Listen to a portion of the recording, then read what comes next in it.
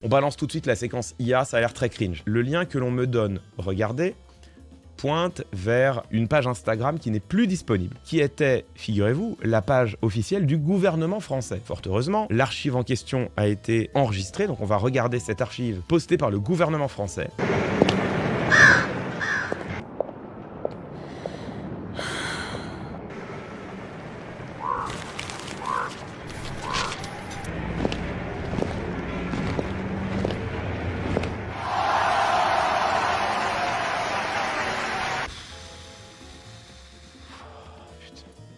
Bon, donc évidemment, il s'agit de commémorer la grandeur de la résistance française, grandeur par les risques qui étaient pris par les résistants. Le problème, évidemment, c'est que c'est de l'IA. Hein. Il y a un soldat allemand dans la foule à la fin, mais non. Ah ouais, d'accord.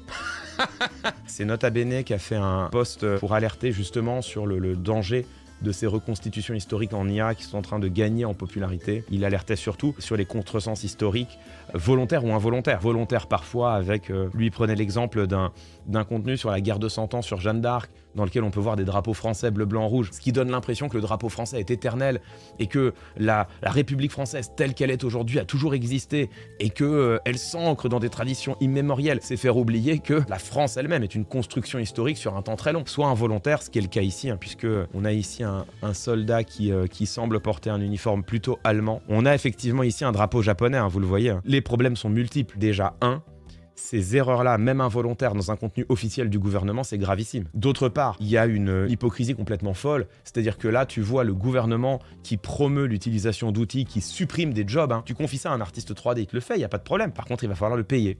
Et donc là, ils utilisent une IA, évidemment, qu'ils ont fait ça gratuitement. Tu peux aussi demander à l'INA de te filer des images d'archives, ou tu peux demander à des acteurs et des actrices de tourner la séquence, tout simplement. Hein. Et ça aurait donné un résultat sans erreur, sans erreur historique, ce qui n'est quand même pas le moindre des détails. Et puis enfin, c'est éclaté au sol. Pardon, mais le message, il est pas clair, il n'y a rien d'inventif, il n'y a rien d'imaginatif, c'est nul, quoi. Enfin, je veux dire, non seulement il y a une forme d'indécence de la part du gouvernement à se vautrer dans de tels outils alors qu'il passe son temps à dire il faut recréer de l'emploi en France. Bah allez-y les gars, commencez par vous, peut-être commencez par faire bosser des gens. Au-delà de l'indécence, il y a de l'incompétence, quoi. C'est-à-dire que même en termes de communication, ça n'a aucun sens, c'est moche, c'est pas motivant, c'est pas inspirant, c'est pas clair, c'est pas original, c'est pas inventif, il y a rien là-dedans, c'est claqué contre le mur. C'est plus sur Instagram, hein, bien sûr, c'est plus sur Instagram. Au moment où ils auraient pu mettre face à une caméra un des témoins de la résistance, un des survivants de la Shoah, ça aurait fait un contenu super. Ils utilisent de l'IA pour faire leur petite merde là, c'est vraiment,